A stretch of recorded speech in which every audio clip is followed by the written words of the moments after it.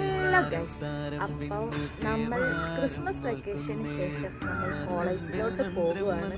സത്യം പറഞ്ഞാൽ എനിക്ക് നല്ല രീതിക്ക് മടിയുണ്ട്, പോകാനായിട്ട് ഒരു ഇഷ്ടവും ഇല്ല. പക്ഷേ 8 മണിയാകുമ്പോൾ ക്ലാസ് തുടങ്ങും, അതുകൊണ്ട് നമുക്ക് പെട്ടെന്ന് എത്തണം ഗൈസ്. രാവിലെ കുത്തും കടലയും കഴിച്ചു. ഇനിയിപ്പം കോളേജിൽ പോകണം. ഉള്ളാലെ കണ്ടിടും വിശ്വാസക്കാവൽ തേടാതെ